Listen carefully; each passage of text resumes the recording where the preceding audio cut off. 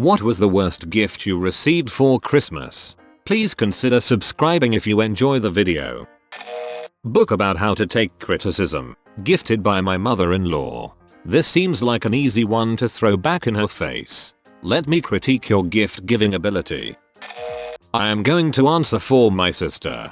When I was about 5, making her 9, our uncle, aunt, cousin family asked me what my sister liked. I had no idea.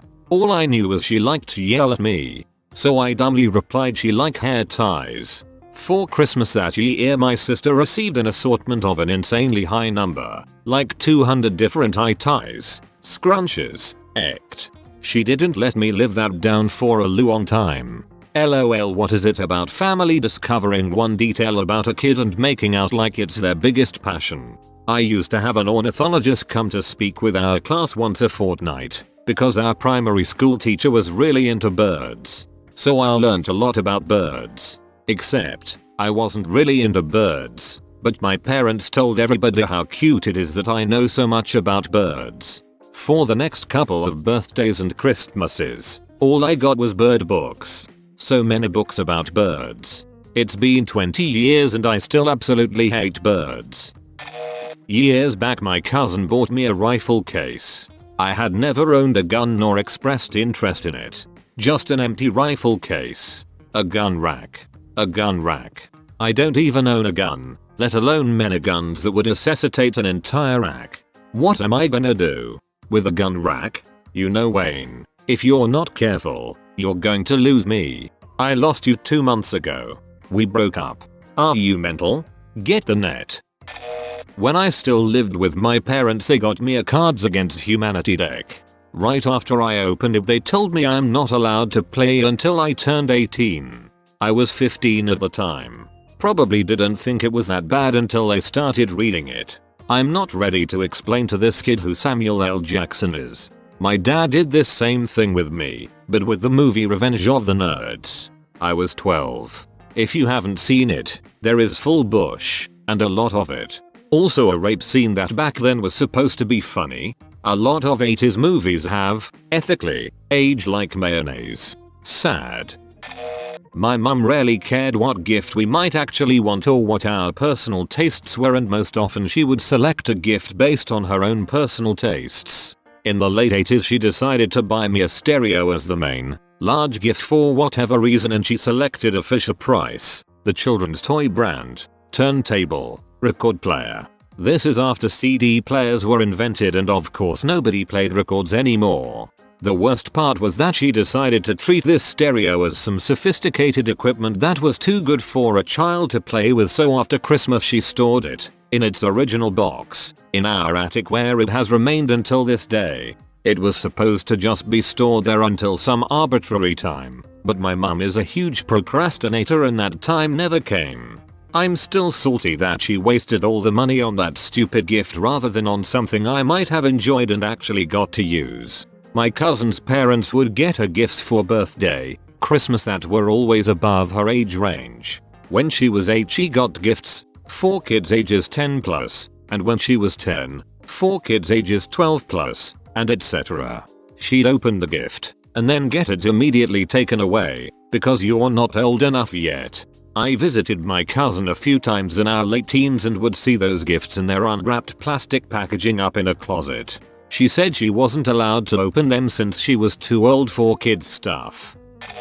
Toothpaste. Apparently it wasn't even that my breath stank. We were just out of toothpaste. Useful at least. My mum took me to her boyfriend's family Christmas party in rural Michigan once. Someone gave me the year in Clemson football, 1993. It was very nice that someone thought enough to give me a gift, but 9-year-old me really struggled with the logic behind the purchase. He's a kid. Kids like football, right? Ye old backup gift. Something random you buy and wrap to give just in case someone shows up at your door during the holidays you weren't expecting. An ancient Michigan tradition. When I was 15, I really wanted a dog. My mum knew this. Cue Christmas morning. After we had opened any other presents, my mum came back with one last one. It was a wrapped box with holes in the sides, bouncing, moving some. and puppy barks of cuteness. I got so excited to open it and meet my new best friend. When I opened it, it had a stuffed animal puppy, not taxidermized, a bumbleball toy, and a small tape recorder with puppy barks. My heart sank and I just sat there and cried. I had something like this happen to me in my 20s. We have a bit of a history in my family of being cute about gifts and wrapping up an accessory or something to be kind of confusing about a bigger gift to enhance the surprise when you figure it out. This is not something that has ever happened, but think like giving a car washing kit when you know their spouse got them a new car. Or for an actual example, a skateboard. Truck wrench when my brother really wanted a longboard, which was waiting to go for a ride in the garage. My family is large, and so, instead of getting something for everyone, we throw names in a hat and then just buy for that single person. The idea being that you actually get what you want, need, within a spending limit we set each year, instead of a bunch of mostly useless cute stuff. So I am in my late 20s. My serious girlfriend and I have moved in and have talked about getting a dog. I have always wanted a dog, loved my family members' dogs to death, but my stepfather was allergic and we couldn't, etc. So this is like a lifelong dream for me. I open my gift, and inside is just a big dog bone. I look at it for a second, inspect it, make sure it isn't fake or something, and see the rest of the box is entirely empty. And as I come to the realization of what's going on, my face just lights up like I am looking into heaven itself, and an ear-to-ear smile breaks out on my face so hard it hurts. They got me a dog. I jump up and say, oh my god, thank you all so much. Where is my new best friend? I am practically floating. Except that year my gift giver was my cousin, who even in the best of times is cool as it. She had some setback, and either lost her job, or smacked up her car, yet again, and was just doing some seasonal work and didn't have money to get me anything, so I got the bone.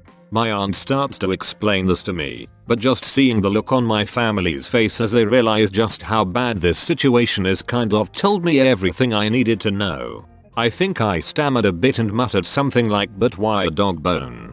As reality set in, and my elation turns into tremendous disappointment, and I remember just losing my grip on the bone as it slid out of my hands back into the box on the floor, and a 1,000-yard stare came over me. I was really just too stunned by it all to be angry in the moment, and I don't believe my cousin had any intention of stabbing in me the heart like that, but it was just really effed up and I will never forget that. For a happier ending, my girlfriend the following fall got me a puppy for my birthday, and she is now my wife. That puppy, who is almost 10, is sleeping right next to me as I work and write this in her bed, and we are the bestest friends, and having a dog is every bit as wonderful as I thought it would be.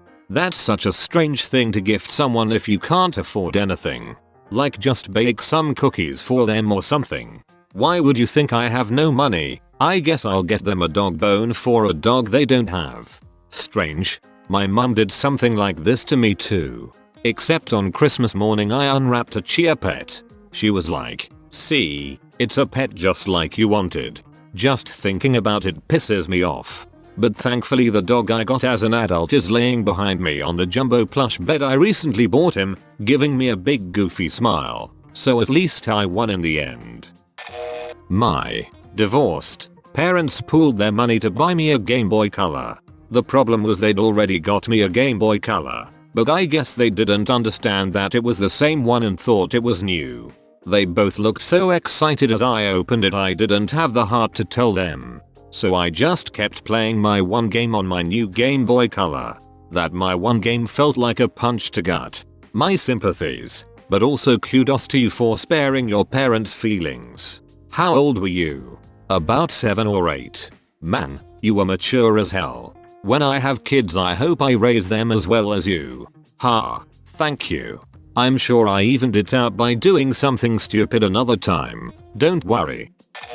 We had a secret Santa with the whole family, and everyone usually goes a bit overboard even though it's supposed to be a relaxed thing. One year my uncle from California was able to make it and we included them. His wife wanted all her kids to be added as well so they would revive something. One of her kids ended up drawing my name for it, and when she gave me my gift on behalf of them, She bought me a $5 lead pencil and pen, and another of her kids drew my mom's name, and then she said, "Oops, I didn't get you anything yet. I thought it was supposed to be done on New Year's Eve." While her kids got giant dollhouses and trikes.